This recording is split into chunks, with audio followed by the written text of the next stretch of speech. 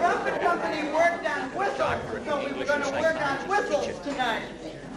Now, I hope the Rumford Company has president of the society this year, and I welcome all of you who are not members. Hope that you will join our group, and I welcome all of you who are members. Thanks for setting us off to a really great start.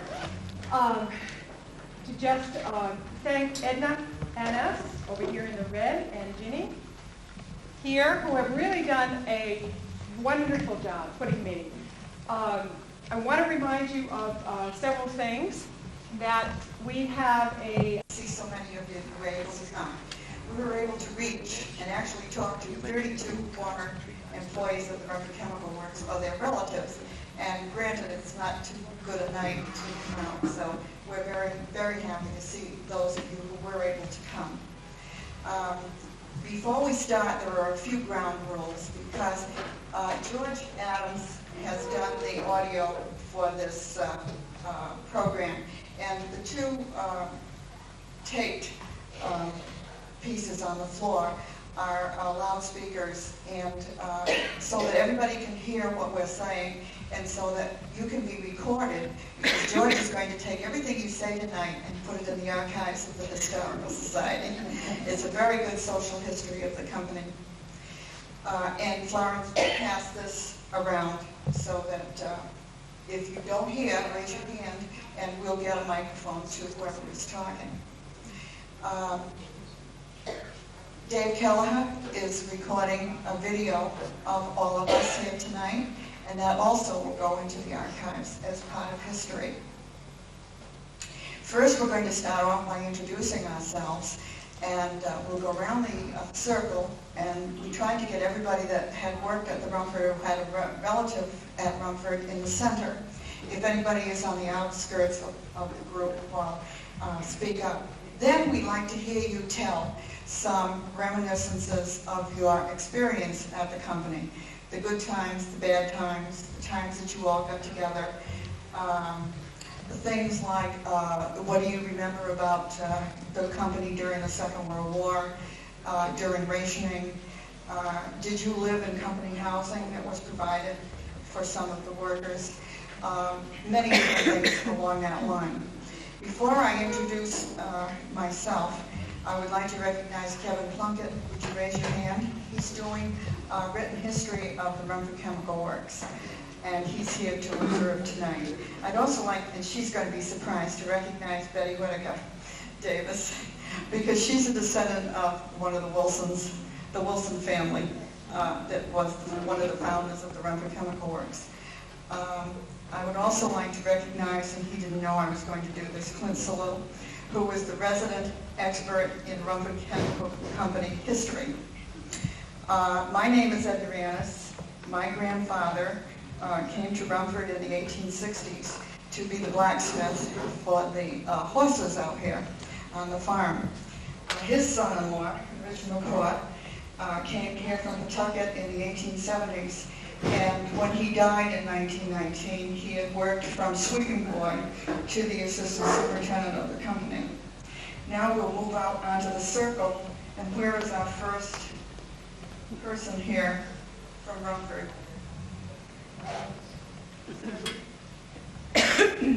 Where is our first person here from Rumford?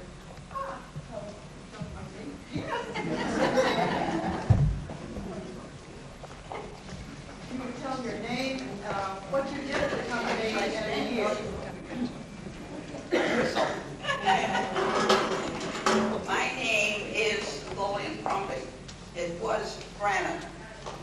And you want me to tell when I went to Rumford? I went to Rumford Chemical Works in the summer of 1919 on South Main Street, 231 incidentally. And I worked in the packing room for Mike Sullivan. When the cans were labeled, when they went to the labeling department,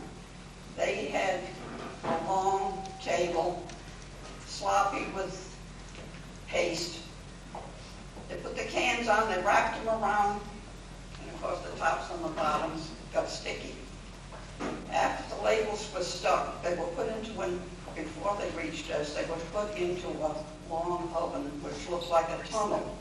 It was half the length of this room and from here over. And when they were brought to us, we had nice Turkish towels, white ones, cut in half, and used water in a basin.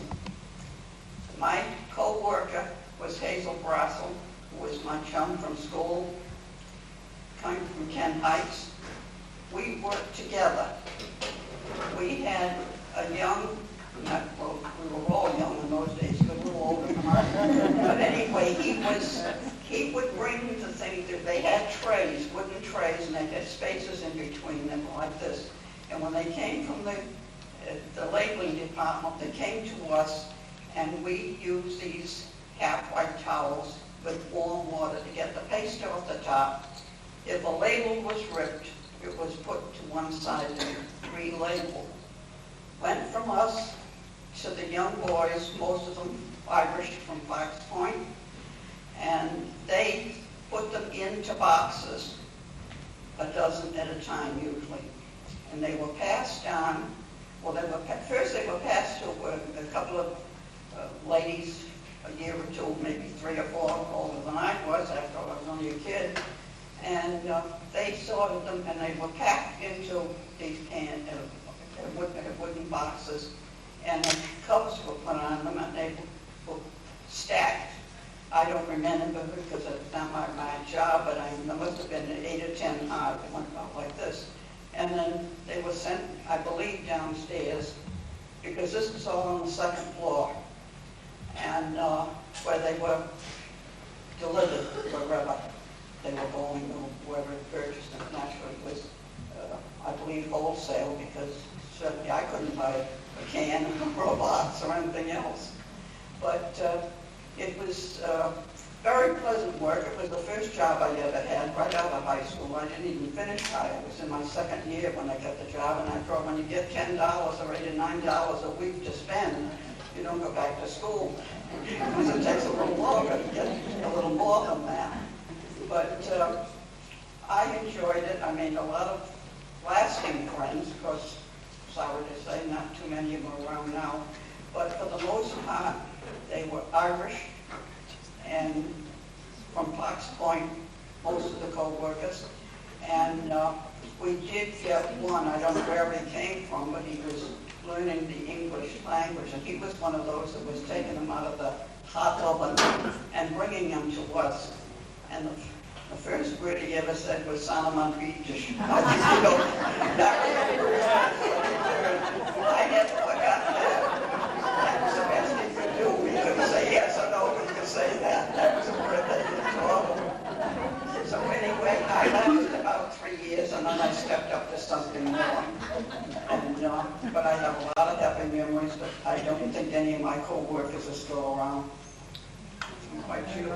They could be, but I doubt it, considering when I started and that I'm here now. But it was very interesting. And for one thing, it wasn't dull because we were on the 2nd floor, and the Mount Hope, I think the name was, but they were the excursion boats, went down, and they could see us. We couldn't tell where they were, but it was have a good day. But it was interesting. And maybe $10 was a lot of money for that in 1919. So I may think of other things, but that's the point. It really was. It was a nice job, and everybody it was like a big family. Incidentally, we couldn't wear street clothes. We were given gingham uniforms with a dust cap. The one that has a returns back and an elastic around the back, because you couldn't get the baking powder into your clothing or your hair. And we had lockers. We had a matron, and she came from Rumford. And there was Lucy Curtis. I don't know when they went here to remember her. But we brought up lunch, a sandwich, and a bottle of tea or coffee, whichever we would drink, and she would put it in hot water So when we went upstairs, it was more like well, it wasn't really a kitchen, it was just a room to gather in. You can sit and eat your lunch and have hot coffee. They didn't serve it. But it was piecework. When I say $10, it might have been more than a 12, maybe it was less. But that was a lot of money in 1919. It's chicken feed today. I think that's about the highlights. I may think of some, but that's the important thing. And kid that I was, earning some money. That was the best part of it, regardless of how I got it. I worked for it. Just chime in anytime when you think of something. Yeah. The next person. Thank you.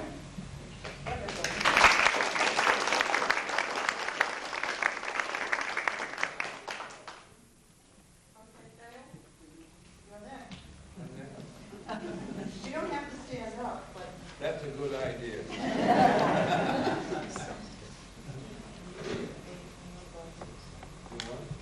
just give them the microphone here. You think I need it? Yeah. About like that. Yeah. Well, I'm Thales Pierce, as everybody from Rumford should know who I am, because of all the years we were together over there, we seemed to know each other and so forth. And I see some of the Rumford people here tonight, but some of them I didn't recognize, and I didn't think that would ever happen. But something happens like age, it makes a change in you. Well, I went to Rumford in 1936, the 6th of June, and I worked with a fellow named Jack Cunningham for a while on repairing trucks and so forth. But the first job that I had when I came in on the Monday morning, the fellow handed me a shovel. And I said, what am I supposed to do with that? He said, well, over in back of the company store, there's a pile of yellow stuff, and there's a truck over there, and it's empty. You're going to load that, because we have to bring it in. That's the way we loaded them back in those days, just plain shovel, backward. But I worked in the trucking department, I worked in the painting department, I worked in the chemical department, I worked in the laboratories, I worked just about everywhere in the plant. And the various things that happened all the time, we recorded them because we had started a newspaper called the Rumford Reporter, or what do we call it? Words. Words, okay. See, I knew somebody would bring me up on that. And we had people, I took all the pictures for it, but we had spies around like Manny to get ideas and get things about people and print them in there in every work. And it was basically put out in the beginning to send overseas to the fellows that went overseas from Rumford. And they were very glad to get some contact with home. And we did it every month. We did it for quite a few years. Even after they came back, we did it. So, now what else do we have to think? We had a lot of, we used to have, across the street from the Rumford building, is where the post office is now. All during the war, we had a victory garden there and raised a lot of nice vegetables and everything. And then a lot of people would come in and they'd go down in the community center downstairs where we had a canning center. So you could raise all the produce that you wanted to, and then we had the setup so that you could can it and keep it. And two other gardens was up on Ferris Avenue where the Hamel-Dahl company is now. That was where we tried to raise potatoes, but it was gravel. But we did get some produce out of it, and that was all during the war. And we also, Mr. Marshall had a party for us every fall, which was the harvest party, and they gave out prizes and so forth. And that was in the community center. And Millie Helgeson, whose father used to run the handy shop over here in Rumford, Millie was our secretary in the engineering department. And the engineering department was upstairs on the second floor of the community center there. And Millie was quite a character. She's now a minister's wife and has about 5 kids, and 2 of them are ministers, I believe, also. She's up in Maine. But anyway, we would have these parties, and there was free beer, and so there would be quite a time. And then the yard crew at Rumford would be detailed to come over and clean the place up the next morning.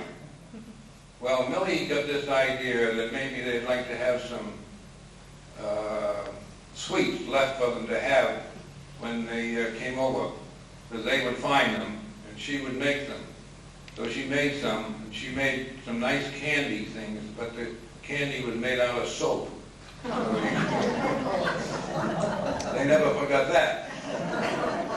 When they cleaned up next time, they left everything alone. But we did a lot of things over there. We had war contracts.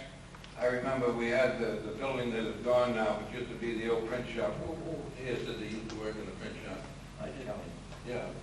Well, when the print shop was there, it was fine. But later on, it became the research laboratory.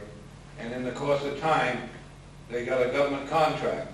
And that was for experimental work. And we had the thing going on there fine until the government came along and said, we can't pay for the whole building, so we'll pay for half it. So we said, that's all right, we'll close the door between. And they said, no, you can't do that. You got to take the wall down and make a brick wall and divide it right in half so that there can't be any connection between the two. You remember that, Gene? No. No? Before my time. Well, yeah. I'm just a kid. Anyway, the only problem that we had was that the laboratories were in the other end of it. And down at our end of it, there wasn't any laboratories. So we got 2 step ladders and put them out the window. And you climbed out the window, down the step ladder, up the other side, in order to use it. I think people going by thought we were crazy, but maybe it was that way. But we have a lot of other memories that other people can probably think of as well as I can. But I know when they took the Rumford Tower down after the place was sold, there was one man that they hired to take the thing down piece by piece. And he was up there cutting a piece and letting it down and so forth. And in the course of time, the first thing he took off was the ball off the top of the thing, which is about this big around. And he lowered that down, and Howard Snow, who at one time worked in the purchasing department, but he had left and had formed another company and was renting one of the Rumford buildings. And he saved the ball, so because he knew the guy that was taking the thing down. And that now is in my porch. He gave it to me for a birthday present one day. But I have seen when we were in the laboratory upstairs there, we could look out during a lightning storm and you could see the lightning bounce right off that ball on the top. And funny thing I found out about that when lightning strikes, the first shot of electricity is from the ground up, and then the lightning from the clouds comes back again afterward. We could see that crackle and pop there very easily. And also another interesting thing about that, this church never had lightning rods on it when the tower was there, because the tower was the attraction for lightning. But after they tore the tower down, then the trustees began to get concerned about the steeple was the tallest thing in the area. So we now have lightning rods in the church in case of electricity shock. So forth. Oh, there's so many things. Oh, I know another thing I'd like to tell about somebody that's here. Like your father? Yeah, did I know him? Yeah. Well, I had a boss who was a kind of a finicky type of a fellow, and he thought everything was just so and just so. You remember Howard Daly? Yeah, okay. Howard Daly used to park his car in a certain spot. So Earl's father, George, thought that that would be a good time to play a trick on him. Remember that? Yeah. So they did. And everybody in the plant knew what they were going to do. They were going to put a smoke bomb on his car. So when he started it up to go out at noontime, this thing would all go up in a cloud of smoke. Well, everybody in the big building, the 5 stories, that was at noontime, it was full of people watching, because the word had gone all around the plant that this thing was going to happen. They're going to play this trick. Of course, George never did anything like that. Other than, no, innocent. Yeah. Anyhow, the thing went off, and I think that Howard Daly came out of that thing when the smoke came out.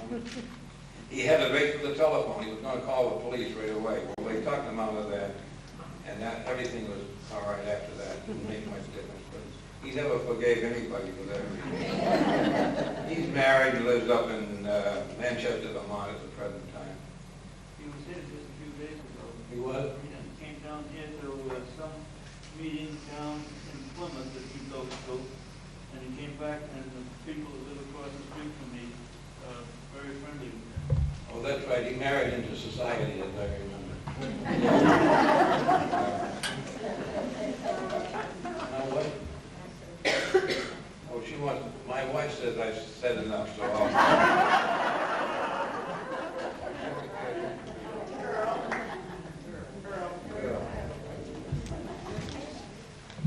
My name is Earl Berwick, and I first went to Rumford in 1920. My first job I had there was to take my father's lunch from Waller Street up to Rumford. That's when he forgot to get up late and had to rush in a hurry to get away. He didn't take his lunch with him. So I went to work there in 1930 to 35, summers when I was going to college. And Mike was Sullivan was my boss, of course, but Vito was my direct boss. And he and I used to get quite a few arguments. He'd get going me too much, and I'd just squeeze a couple of cans, put it in, we'd have a half-hour vacation. The machine had shut down. Then Johnny'd have to come around, the mechanic, with his screwdriver and hammer, pliers, he was the mechanic. The only other incident I had that worked worthwhile there, one afternoon time, about 2 o'clock probably, Mike had sped the machines up, and I was reaching quite a hurry, and all of a sudden I cut my finger, didn't know anything about it, so if you go down and putting the covers on, that wall hoop out fell over the backwards. The can was covered with blood because one of the baking bars floating on the top. I didn't even know it because it's all cauterized. Other than that, I didn't have much to do there. My father had plenty to do. I remember lots of things he did. I won't tell you what they are now.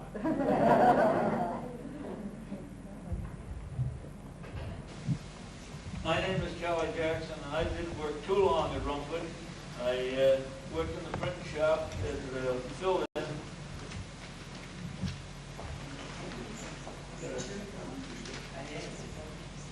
I was hired temporarily, and I had just gotten out of school, so anything looked good to me. And I worked for a while, and then when they would get caught up on the printing, well, then I'd get laid off again. But I went back and forth there from 1932 when I got out of school till the middle of 1934. Then in the tail end of 1934, I went to work for the Washington Wire, and that's where I stayed.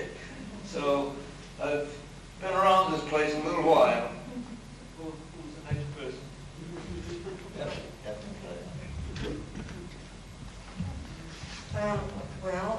My name is Ethel Coyle, and I came to work in Rumford in November 1945, and I stayed until the end. And first I started in the purchasing department and then transferred to the research. My grandfather worked in Rumford, until he died, and that was 1905, but I don't know when he started there.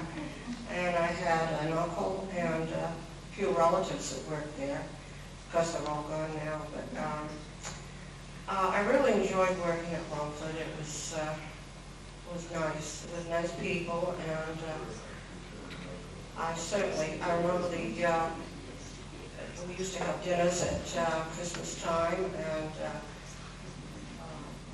then we had clam bake in the summer. So it was all adds up to a very pleasant experience. I'm glad to be here tonight.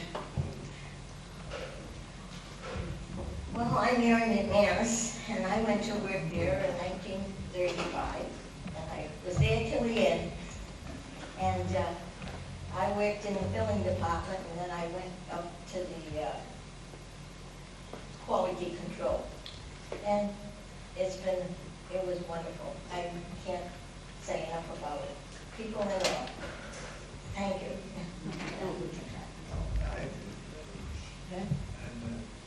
I haven't heard about it.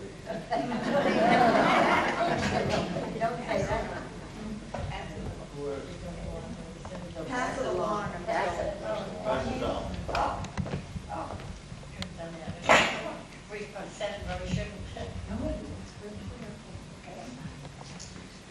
I'm Dot Midgley. I live in Riverside now, but when I was at Rumford, I was Dottie Bagwell. I had 2 little boys. When I came to Rumford, when I came to Rhode Island, I did not know one person. So the first Sunday, came to Sunday school with my little boys, met Lillian Cousins. She was one of my best friends. I didn't have a job, so I walked to the cemetery the following Monday, and up to the 5th floor at Rumford. Lillian was at the switchboard, which I didn't know at the time, and Rita Thompson, right here, interviewed me. Rita decided, I guess, that I should work at Rumford. So I was filling clerk and secretary to the traffic manager. The gentleman up there with the bow tie, who was my first boss, Arnold Collison.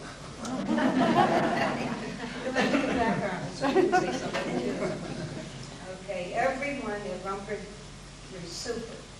I could not ever have met a nicer group of people and lasting friends. I mean, we still had dinner together tonight and had a good time and lots of memories. And that was over 30 years ago, and I'm still in Rhode Island, so I could have gone back to New York State or North Carolina. I mean, I've moved around quite a bit, but I've stayed in Rhode Island, and this is it, I guess. Okay, here we go, Grace. My name is Grace McManus, and I was very fortunate to have as my main boss, Dr. Holtz, the general manager, a wonderful person to work for. I also worked for, I think his name was Blunt Lovett in purchasing, and Ray Mountain, keeping records and so forth. And I had the honor of working on the switchboard at noon when Lillian was off duty. And I stayed until a week or so before the end when I found another job. But I never worked in a nicer place or with nicer people. My name is Rita Thompson, and I came to Rumford in, I think, 1944. And I came and I worked for Mr. McDonald, the general manager. And I had many pleasant memories there. And then I worked for a time I worked for Bob Mayers, worked for Frank Staples, and other people. And there's just one thing I want to mention. After Rumford closed, I think you all remember Jimmy McDonough, who worked for myself. And he loved Rumford so much. And he used to call me every once in a while just to talk about Rumford. And one day he said to me, you know, Rita, he said, I love Rumford so much that I couldn't wait for morning to come to go to work. You really love the place. Poor Jimmy, he's passed on now, but he was a very nice person as well as others people in Rumford. I enjoyed every minute of it. My name is Norma Walker. I was Norma Nass when I worked at Rumford. I was a accounts receivable and payroll. I was just there 3 years, but it was the greatest group of people anyone would ever want to work with. At noontime.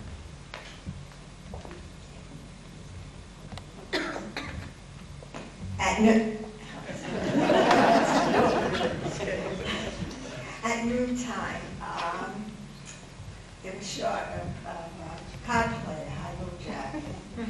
I was a Milton minor, and if Leon was winning, then we had 15 minutes longer.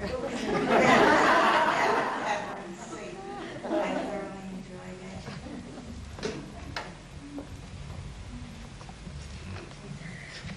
My name is Gene Schmidt, and I started working at Rumford in 1946 for Lee and Michon as a cost accountant, and eventually wound up as assistant controller there, and left about a month before they closed up, so I was there 20 years. And it was a wonderful experience to be there, and I might add that Lee and you taught me an awful lot. I really appreciated it. The rest of the job I had after that, it was very good. I remember Barney Schwab, was it, that bought Rumford in 1950. Was it Schwab? He knew a New York chemical manufacturer, and 2 years later he died, and so they had to settle his taxes for the estate, and it was sold to Tony Holman. And Tony Holman was the owner of Clever Girl Baking Powder, who was a competitor. And I have a little personal note that I now live mostly in Florida in a mobile home park, and a fellow about 2 mobiles away from me lives in Brazil, Indiana.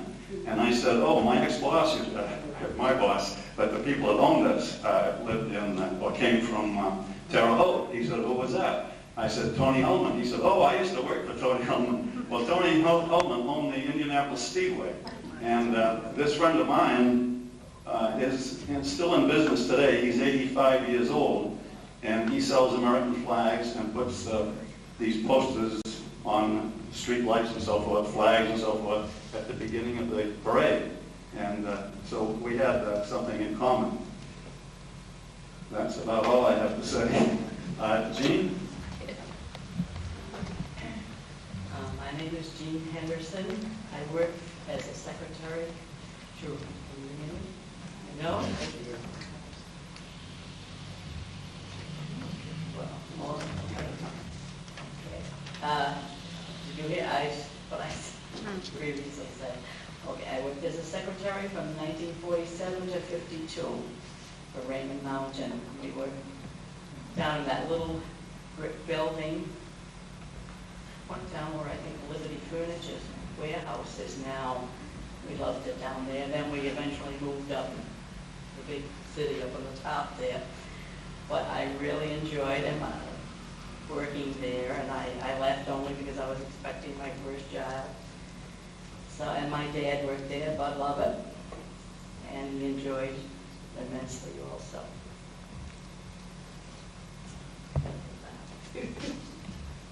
My name is Barbara Nelson. It was Barbara Lacey before. I went to work in 1946 until 1954. My first son was born. I also met my husband at Rumford Chemical.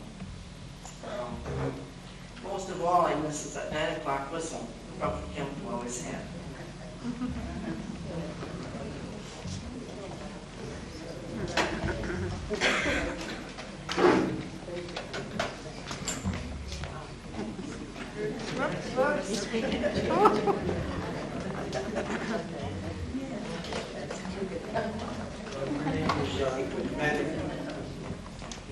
Manny Courier, and I started at Rumford in 1940, worked there until 1967, and I also worked for Mike Sullivan. And one of my good memories is one day I was walking around there, and so was Mike. And he came up to me and said, "Manny, what are you doing?" He said, "I'm helping Lester Scudder." He said, "What's Lester Scudder doing?" I said, "I don't know." He put his head up, he says, "All right." He said, "Forget it," and we walked off. But it was really nice to hear all these names and see some of the people that I knew way back then. This should have happened a long time ago. Thank you.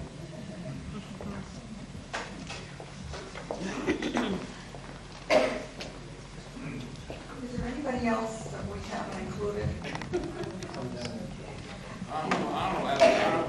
Arnold is feeling shy. Arnold Collison worked, and everybody knows him very well and would love to hear from him, but he doesn't feel up to it this evening. However, he's taking home a lot of pictures of you folks. He's been going around taking them as the evening went along.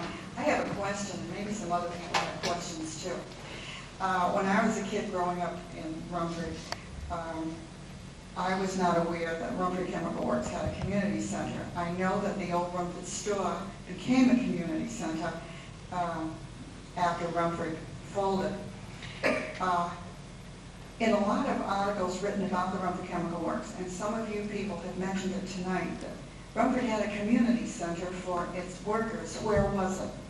It was in the same building where the store was. When the Converse brothers quit, they went back to their own store across the railroad track, and that's when Mr. Marshall made it into a community center, and he moved the engineering department upstairs. But it was one in the same building, and the canning to do the vegetables and everything was downstairs in the cellar. Your relative was who on the court? Hugh McCart. Yeah. He had a reputation of being well known by everybody.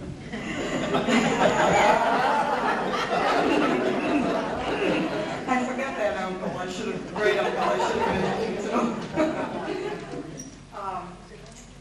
Let's see. I thought Doris Minor would be here this evening. Her daughter had said that she was going to try and make it. But in view of the fact she's not here, I did an oral history in 1990 with Milton and his wife, who had quite a collection of Rumford memorabilia. And one story that came to mind when I heard somebody talking about playing cards, Milton told a story, I don't think he'd mind my telling it, that the men in the accounting office, apparently, when they went to lunch, from 12 to 1, played cards up on the second floor of the Rumford store, which was apparently where they ate lunch. And they had a card game going, I guess, that went on for years and years and years. And they weren't supposed to be playing cards up there, but it was in the days when Ellery Wilson was president, and he knew they were up there playing cards, and but he never said anything.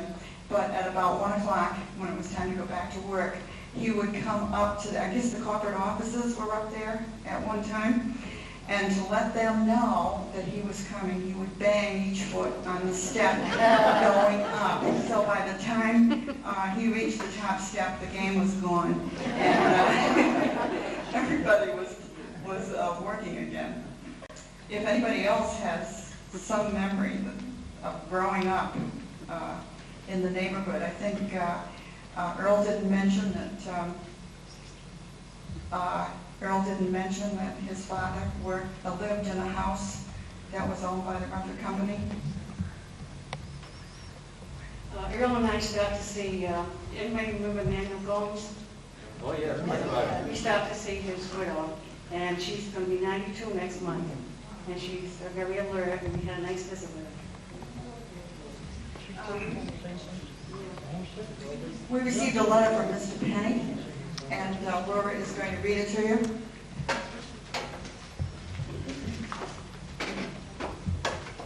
This letter is to Virginia Berwick and Edna N.S. It says, Dear Mrs. Berwick and Mrs. N.S., Elizabeth Horton, Mrs. Charles C., recently sent me a copy of the old news, July and August 1993, with a notice of the Rumford project. My father, George Wilson Penny, worked for Rumford Chemical Works from 1928 until 1954, and I was born in Providence and lived all my life there. Lived all my life in Rumford until I went away to college. We lived at 6 Blythe Way, and my parents stayed there until they died. My father in 1982 and my mother in 1985. My brother and I have material in boxes, mostly at my house. Reading about your project adds incentive to my getting at sorting through that stuff. Let me know if you have a chance what you need most or are most interested in having. She doesn't know we'll take everything. I have sent the Rumford project announcement on to a cousin, Helen Wilson Sherman. Her father was Ellery Wilson, president of the company, when my father started there. My mother, Sarah Sharp, was Mr. Wilson's secretary, and that's how my parents met. The rest is history. Let me know if I can be of specific assistance. Meanwhile, I will try to get started. Also, I would like to be a member of your society and will be certain to join up. Best wishes, sincerely, Clarissa Penny Porter. And she lives in North Carolina.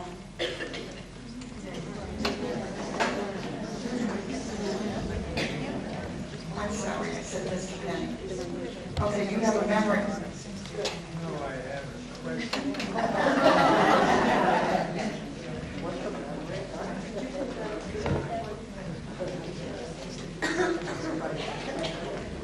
How many employees?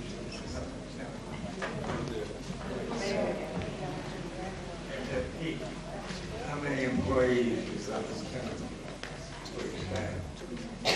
were over 350 at one time, and they ended up at 160.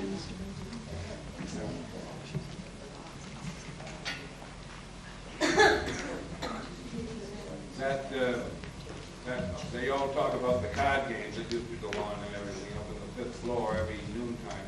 And it was very true. If Leon Michon was winning, you could play longer. He was losing. That table that they used up there to play cards on now belongs to my wife's sister out in Indiana. When they sold things off, I bought it. She wanted it. So she has it as her kitchen table.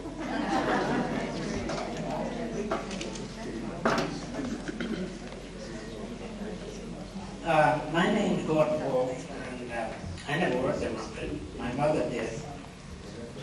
She worked there when family was there, and they used to have a little cafeteria over in one of the buildings. I don't know what it was, what building it was, but I know they also had a Christmas party for all the children of the employees. And my daughter in Nantucket now, full-time. She used to live out west. She's an artist now. I guess it was her father that ran it. Pardon? Well, it was her father, and she's living in Nantucket. And we see her about every week. She belongs to the Wharf Rat Club down there, which is a social gathering. And she also does painting and artwork. May I ask, where is the plant now? Because I stayed at baking powder. Terre Haute, Indiana. Little Rock, Arkansas. That's where we moved to. I remember when I was working first day working in the trucking department, one of the jobs in the spring was to go over to George Street and pack up Ellery Wilson's kids. And there were a flock of them. And they were all going to Nantucket for the summer. And one of them, a young fella, I forget which one it was, but he tried his darndest to let me have him drive the truck from here down to the boat. But we think, Peter?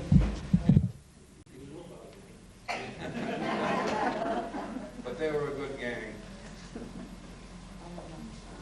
I would tell you that Virginia Berwick and I went over and had a very pleasant afternoon visit with Dr. Holst. I believe it was in early April. And he said at the time that he would dearly love to join us on this occasion, but he isn't very well. As clear as a bell, but not able to move around too well. But very enthusiastic about this group getting together. Does Betty Whittaker have any memories as a child growing up from the Wilson family? Would somebody explain the difference between Terre Haute, Indiana and Arkansas? Well, the home office of Tony Hullman, who's dead, is in Terre Haute, Indiana. But when they moved the equipment from the baking powder equipment from Rumford, they sent it to West Little Rock, Arkansas. So apparently they had a plant down there. That's all I know.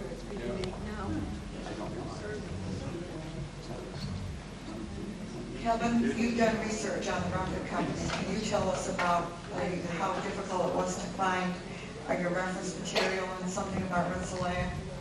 They basically, when they started consolidating Rumford to start moving, the last things that they were trying to move were a lot of the information, because the machinery was the first thing. In order to get the business up and running, you've got to move all the equipment.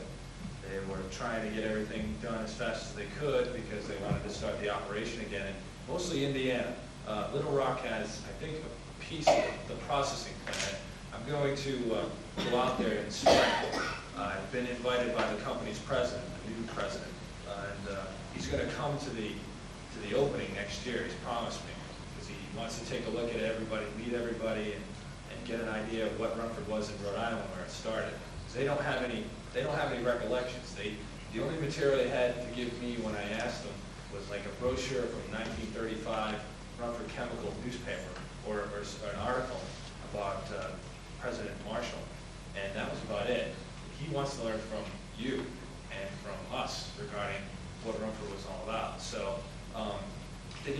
paperwork, they carted a lot of it up in boxes, and a lot of it got separated, lost. If it wasn't for Clinton Slew, and a lot of you wouldn't be around. But there were pieces of it, mostly the books, a lot of the stuff that for me becomes essential because I do corporate histories. I write about companies and how well they did, but I also go to social economic aspects of who the people were and how they liked it, things like that. So for me, getting some of that information was very important. So what happened is I met Mr. Slew about 2 years ago. I was finishing up my master's degree at Rick, and he told me of an archive that he had known that was put together, but we didn't have any resource, and the Rhode Island Historical Society didn't have any background. What I came to find out is that there was a bunch of papers that Dr. Holtz had kind of, I guess he had put together and tried to save with a couple of the other employees before everything got packed up. A lot of the larger materials, everything from a lot of cans and basically heavy materials, get shipped out to Indiana because they're going to try to build a little like a display. They're actually going to move the museum over there to Indiana. It had an area for it. So I kind of fell through it. So a lot of the paperwork got kind of mixed up. But I grew on the ties of the presidents of the company. Basically, kind of come up with where this would possibly be. And I got a name and a number of an archivist out in New York State. Contacted her, and after waiting about 6 months for her to remember where it was, she said that it could possibly be where Dr. Wilson went to school, which was Rensselaer. He did his master's degree at Rensselaer. He did a lot of work up at Harvard, but he did his master's degree at Rensselaer. That was one of his favorite schools. So my sister lives up in that area, so I spent about a week up there and found their archive. And Rensselaer bought it for $5,000. It was roughly about 50 years, pretty much from 1855 when the company was established. Had everything from the deeds of the land to the patents that both Dr. Wilson had and the other founding members, to also the corporate books that went all the way up from, I'd say, 1855 all the way to 1920. Most of the newer information you're giving me tonight, and I've also accumulated, but it showed the beginnings of the company, and it was huge. I mean, I spent a good 5 days in there, Xeroxing everything you could possibly imagine. I mean, I have copies of as many books as I could find, but it's very interesting to find it because the president's company, the company's president today, and mostly everybody, even Dr. Holtz, didn't know where it went. It kind of got lost. And if it wasn't for finding the archivist and finding that she had moved she moved about 50 to 60 miles away from where she originally was, I was just able to track her down and get lucky and find materials and kind of bring them back.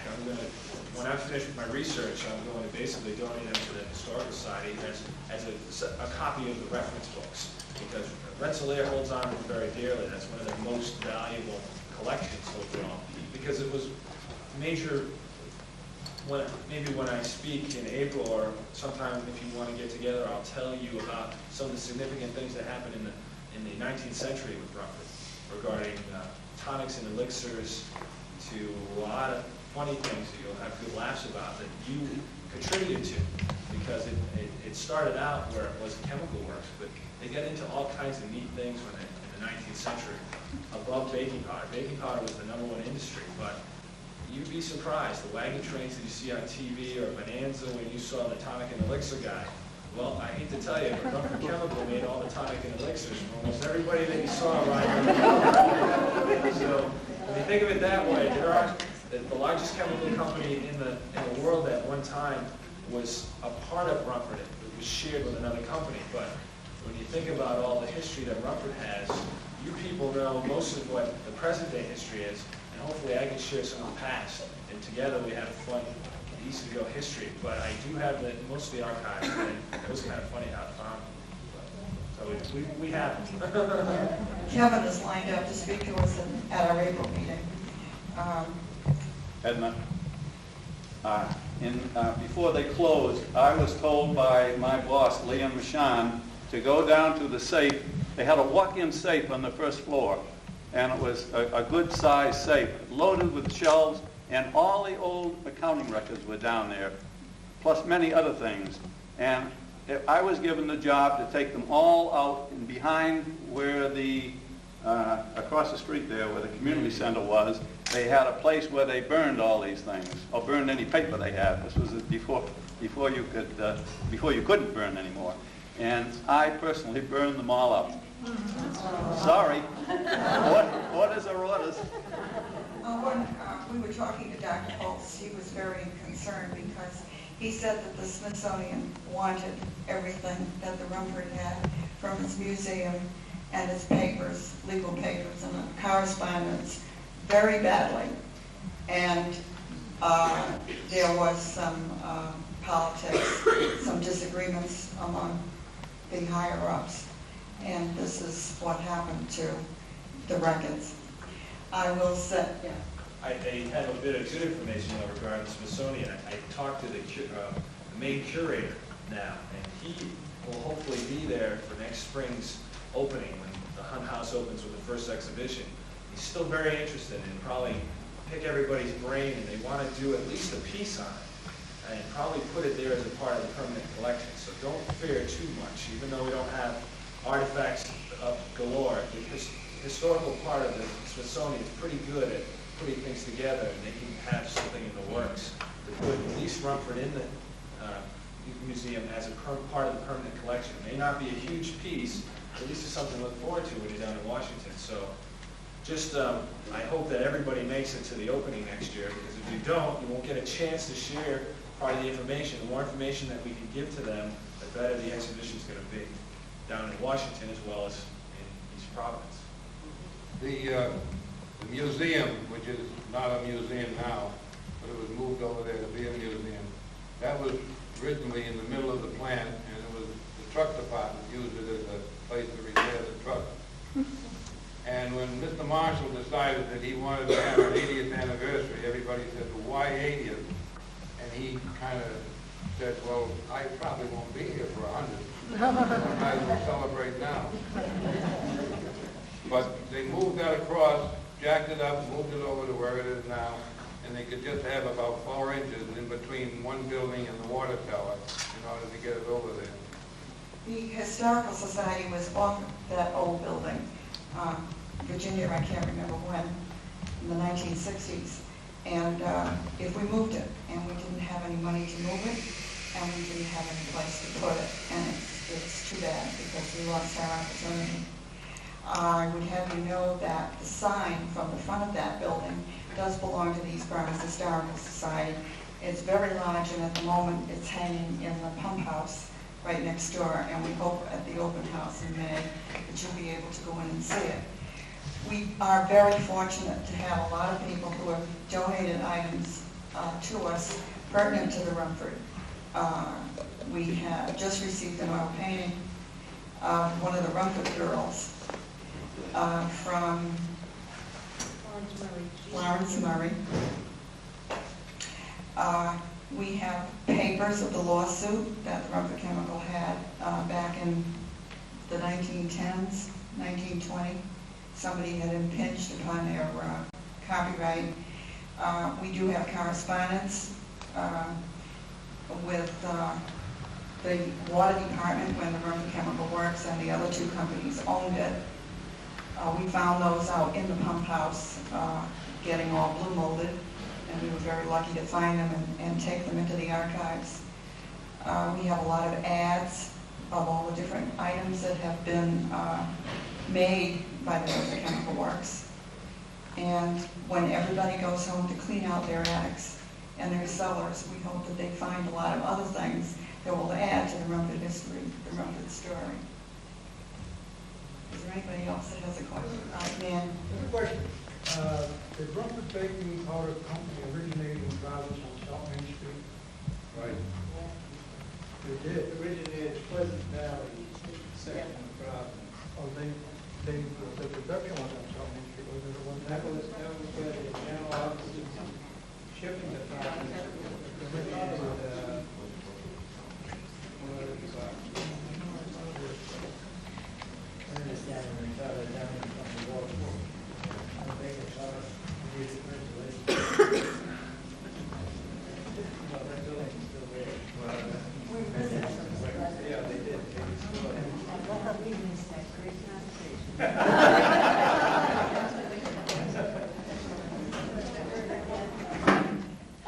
explanation. I received a lot of questions about Skinners, right?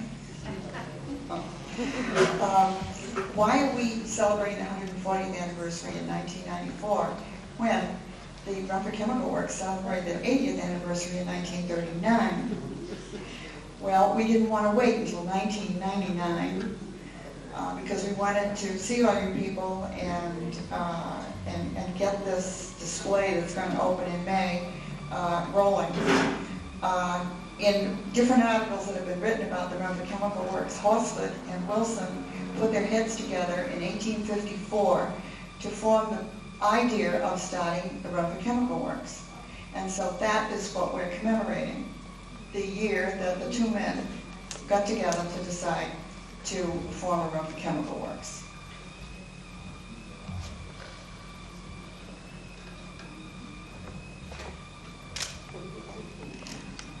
Does anybody have any other memories that they would like to share, or any other questions?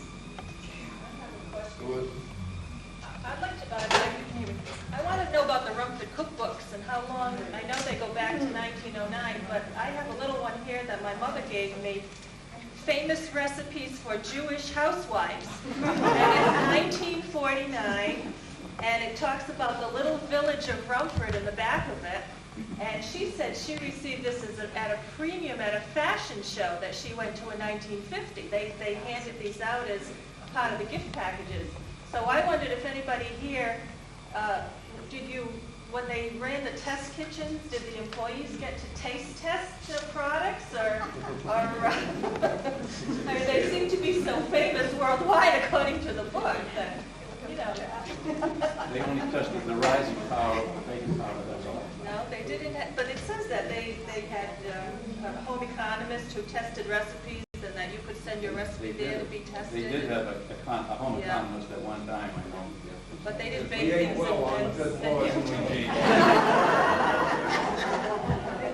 They would do a whole lot of testing one day in the morning and afternoon, and then in the office help and their pick of everything in the afternoon. There's another story that goes about is that there's a lot of Swedes that are around here, and a lot of Swedes work in Rumford. But they tell the story.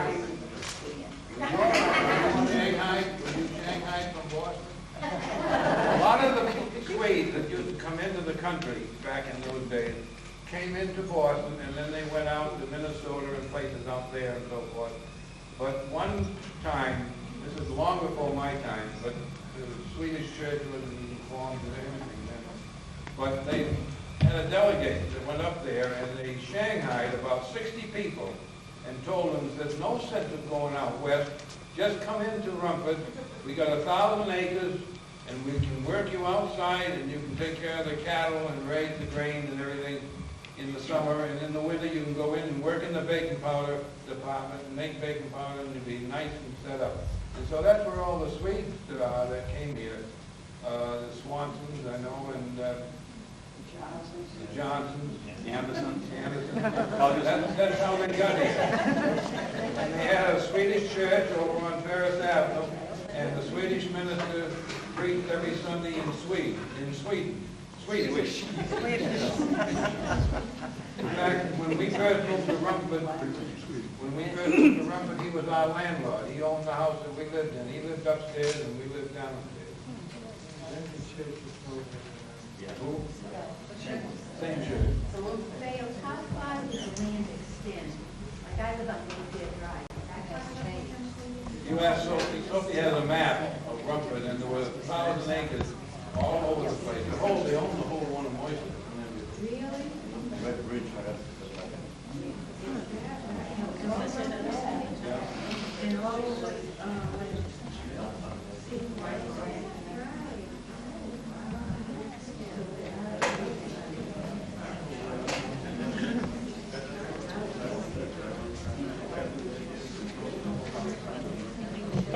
and nobody died. What was it? And Mike Sullivan had a trucking that trucked the sulfur up from Cloud, where it was unloaded in a boat. It was dumped over there, and that sulfur was melted, and they made sulfur sulfuric acid out of it. And sulfuric acid was used with phosphate rock from Florida to make the basic ingredient to make calcium acid phosphate for the baking powder. But it didn't burn anybody, but when you burned it, it was stinky.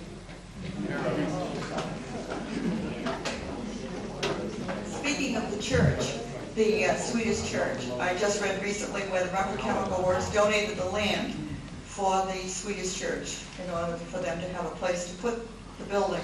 They also donated the land to the St. Margaret's Church so that they would have a place to build their church on too. They were very, very generous in that manner.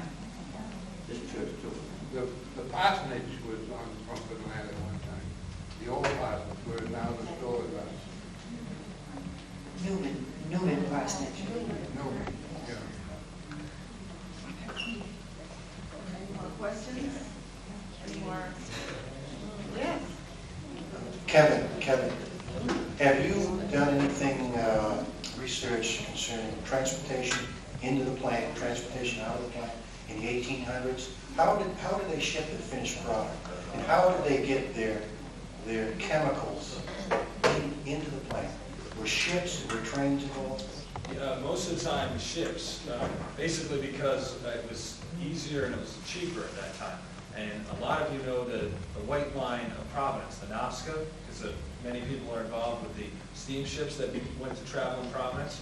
Well, they used to deliver through the docks of Providence, and Rumford Chemical had their own docks in certain areas that they could deliver right to and then just cart it. Basically, they had some railroad ties, and they started the first tracks on this side from Providence, so they could ship it anywhere they wanted to. The original map that I've seen has railroad tracks going, I mean, as you know, you can see in the back of the building now, but tracks went all the way through Providence and actually stopped at certain areas of the waterfront. And that's used to be how they got most of their stuff, because they also, remember, used to ship to over 60 countries. And just a funny aside for that, a professor friend of mine from Brown that I teach with right now, he's from China, and he asked me what I was doing my book on. When I mentioned Rumford, he said he has some original Chinese letter text from China regarding Rumford and how great the Rumford baking powder is and how to buy it and how to get it and all that thing. So he's going to try to dig it up for me. I'm going to see if I can incorporate it into something.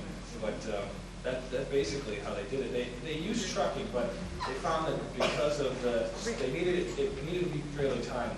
So for them, the ships were the easiest way, and also import and outport, it was cheaper. So that's what they did. They had a couple other ways. I haven't really delved too heavily into it, but once trucking became to become more and more acceptable, and the roadways were better. It used to take, if a truck broke down, it could take 2 or 3 or 4 days, whereas if the boat didn't usually break down, you could kind of tow it in with something. So it was perfect. Rumford found, from what I understood, very easy to get into Narragansett Bay, so they just bring it right in. Way back then, they didn't have anything like cardboard cotton. They did something later on.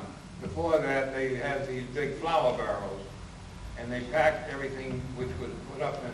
They didn't have in containers of tin or anything. They had glass, so everything was put in glass bottles and packed and sorted in these barrels. Pat McCann, you know Pat McCann, he used to make cookbooks. And he made he put together all the barrels and the stuff was shipped off the barrels. And your mother used to sew the bolters. The bolters were things that rotated and sifted all the products to get the right gradation and so forth. That was the bolter house where she worked. And that would happen. Yeah. I remember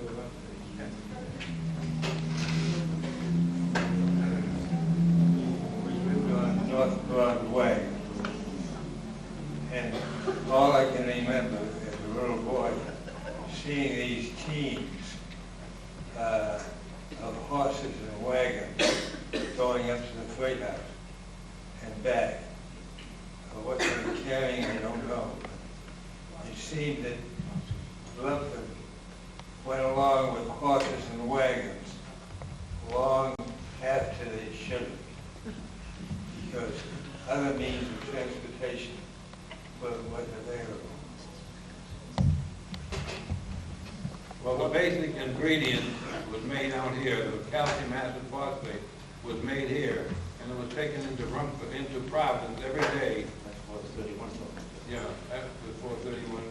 Yeah. What's 31 building? They don't know what 31 building. Five-story building over there. 5 Newman Avenue, 7 Newman Avenue. 9 used to be 7, they changed it. Before they built the 31 building, that's a 5-story building across from the fire station. All the baking powder was prepared here. They put it in barrels and take it, and the teams take it into Providence where they took in whatever they did there. Then sometimes it was they got cardboard cotton, that glass and cardboard cotton, and they went to tins. And when they built the 31 building, of course, they had their own tin shop. They used to have to depend on Mason Can Company to make their cans before that. And as he said, there'd be 4 wagons going into Providence and 4 coming back all day long. They had 24 horses in the horse barn. And then, of course, the railroad tracks here, they used to ship a lot of, on rail, after they built the 31 building, they shipped a lot of it out here on railroad tracks. Before that, the railroad tracks were only used to bring raw materials in here. And before they had this phosphate, they used to have bones. They had a big bone pile where the high rises over now. And they used to come out in 2 carloads, trolley carloads of people would come out here and get off. They get off over here and go and sort the bones, and at nighttime they go back, and they go back there. Where would the bones from? Everything you could think of. Most of them came from Egypt. When they were A lot of them came from Canada. Bones of people? People and everything else, yes.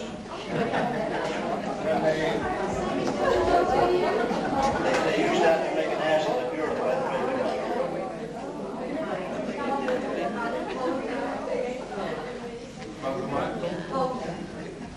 Remember that brick they made your orange? Oh, the poser. Remember the Yeah. baseball too? Well, you used to go down to the soda fountain in the outlet company. If you asked for a Foss, you could either have a lemon or a strawberry Foss, and they'd mix it up. And then he'd reach back on the counter behind him and get 2 shots of the phosphate, which is the same as we have some of the bottles here.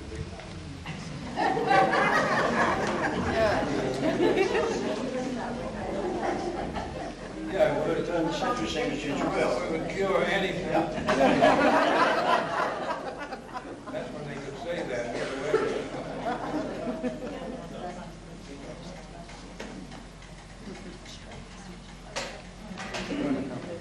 I also want you to know that we've been in correspondence with the president of the Rumford Company, Mr. Hippelhauser. And oddly enough, even before he knew that we were going to celebrate the 140th anniversary, he had commissioned the release of commemorative Rumford baking powder cans, which would come out at the end of this April 1994, which I thought was interesting, considering 1999 would be the real anniversary. He told us that we could have all the baking powder cans that we wanted and that we could use it as a fundraiser. And so after April, we're going to receive, I don't know how many, commemorative cans with baking powder in them, I would imagine, and hopefully. And on the back is a picture that was in the newsletter this month that George used of the old plant, and then a little story in script at the bottom. Now, we'll also be selling those at the Christmas open house to begin with. We are the only people that are going to have these cans until after April, when they will release them nationally. There's been a demand for them by Rumford collectors. One more item about the Swede. You remember putting up Swedish cans in the downtown? Well, they had little tiny cans, not that big. Yeah. And it was all sealed with a paper label on it. The paper label made it airtight. But the Swedish women would go down to the store and buy a can of baking powder, and when they took it home and used it, they'd use the whole thing. They wouldn't have a can open and have it partly used. So that's why we ship millions of these little tiny cans of baking powder. Back pulver. Back pulver, yeah. Back pulver. Yeah, that's right. It was just enough for one recipe. In March, we're going to have Dr. Paul Jones from the University of New Hampshire, who is an expert on Count Rumford and how he invented this method of raising our cakes and pastries so well. That's in March. In April, Kevin is going to come and give us a history that he has compiled. Also in April, we've arranged with Mr. Hardy of the Hart Corporation that now owns the property that the Rumford Chemical Works sits on to give us a tour through the old plant. And I hope he will take us up to the main office up there that they say is so beautiful and paneled, and I've never seen it, but I'm looking forward to it. This is his sister right here. Jenny Hardy Pino.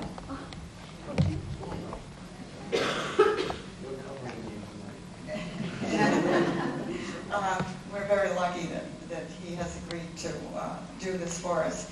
The Rhode Island League of Historical Societies is also going to have their spring meeting out here in Rumford with the Rumford display, which opens May 2nd as the feature. And the tour is going to be held on that day also. So if you don't get to come through in April, follow your newsletter, follow the journal, follow the Pawtucket Times, who really keeps us up to date on what we're doing. Are there any more questions? Any more contributions of stories? So for a quick comment, when the 1935 presentation came about, Franklin Delano Roosevelt was the president, and he was traveling through New York, and he heard about it. And from what I understand from something that I read in a passing, he wrote a letter off on his way back to Washington, commemorating the Rumford Works and how the chemical company attributed to a lot of different things. I guess in a way he was an admirer from behind. He knew a lot about the history. He seemed to be knowing more than a lot of people knew. I was very surprised. I wish I could find more about him and knowing about it. It seemed to me he kept it more private than anything else, but he knew about the contributions that they had during the Civil War, and how they had made a lot of the munition chemicals, and continued to keep that as a great inspiration to continuing America and making America, prosper.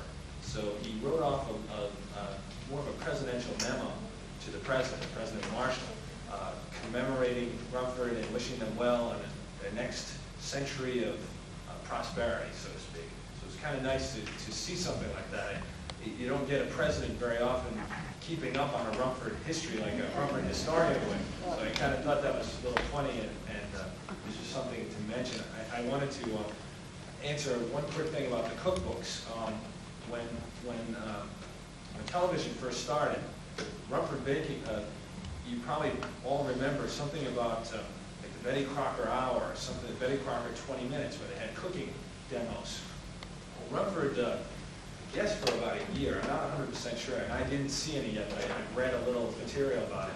I guess they sponsored some of the television programs, and the women that they had on may be friends or relatives, because I don't know if they commissioned from Rumford directly, but I know they taped it in New York and would show it live.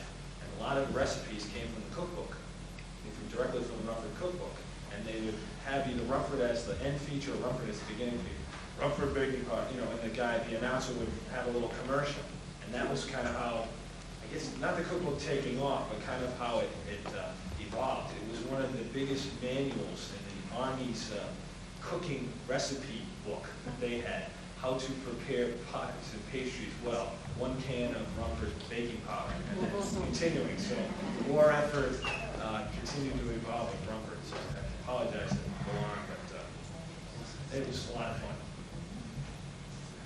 By the way, we're going to have desserts tonight, all from Rumford cookbooks.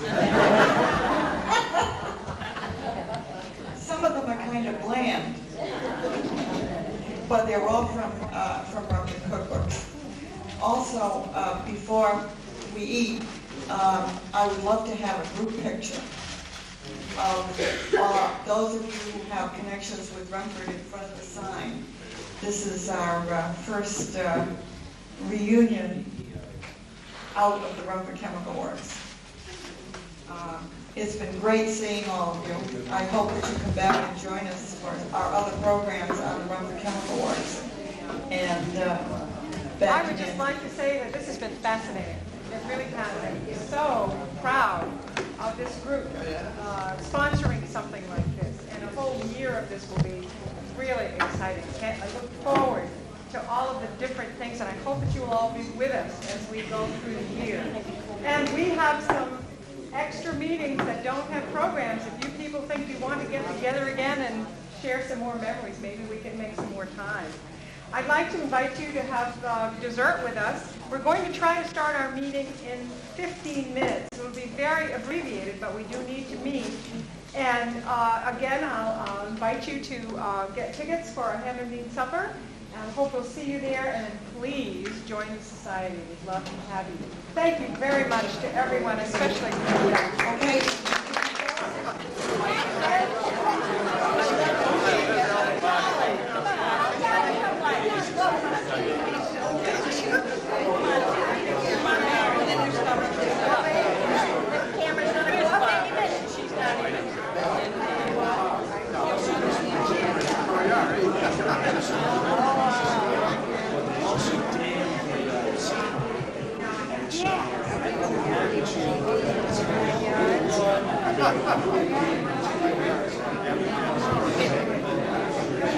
All right, which one is the father of the bride?